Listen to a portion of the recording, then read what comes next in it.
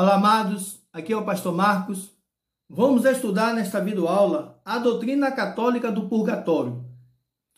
A teologia católica ensina que o purgatório é um processo de purificação da alma, pelo qual os mortos passam por esse processo para serem preparados, porque são almas que não estão preparadas para viver com Deus, para a salvação, aí passa por esse processo para serem purificadas, serem preparadas até ter um encontro com Deus e com Deus viver eternamente.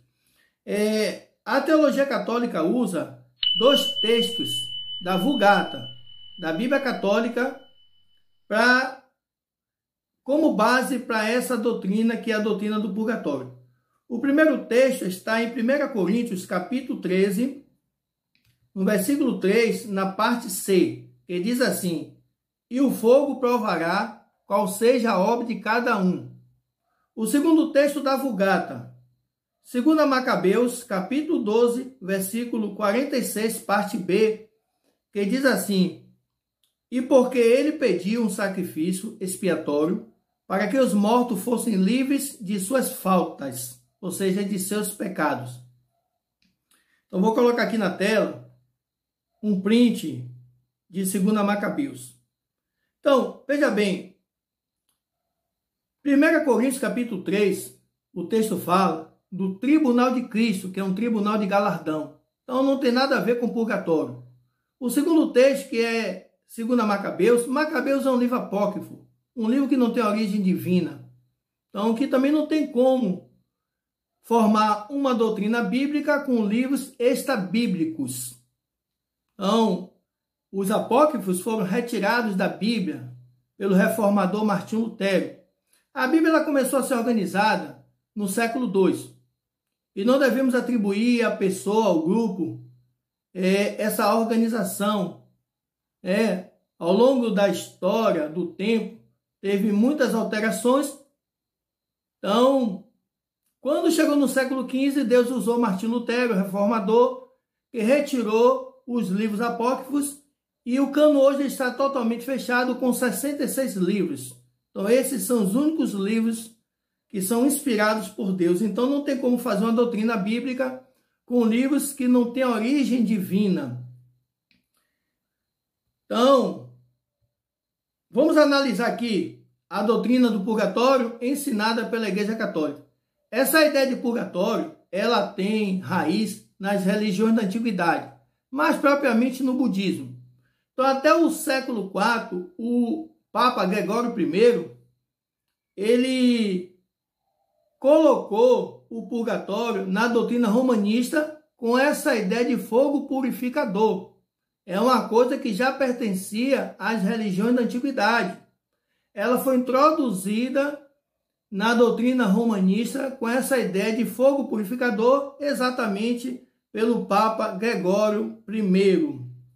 Então, tenho aqui uma pergunta: o que é o purgatório? O purgatório é um lugar que fica entre o céu e o inferno. Veja bem, e as almas que não eram tão maus, ou seja, que não mereciam o inferno, mas que também não eram tão boas a ponto de ir para o céu, essas almas elas são levadas exatamente para o purgatório, para serem preparadas, ou seja, purificadas de seus males, de suas mazelas, para ter um encontro com Deus. Então, isso é o purgatório. É uma história até interessante, mas que não é a vontade de Deus, ou seja, não é um ensinamento bíblico, mas é um ensinamento pagão. Então, temos aqui também um outro texto que é usado pela teologia católica, que está em Mateus capítulo 12, versículo 32, que diz assim: se alguém disser alguma palavra contra o Filho do Homem, isso lhe será perdoado. Mas se alguém falar contra o Espírito Santo, não lhe será perdoado, nem neste mundo, nem no porvir.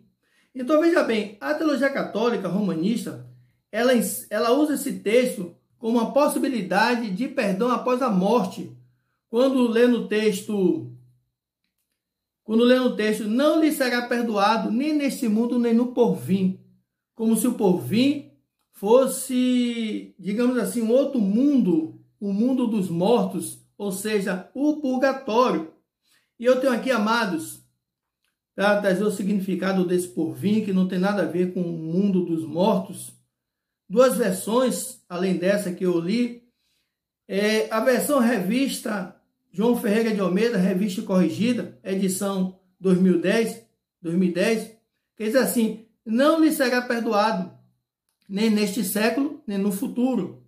E tem também aqui a NVI, nova versão internacional, primeira edição, que diz assim: nem nesta era, nem na que há de vir. Amados, essa palavra porvir está relacionada a eras, não a um outro mundo.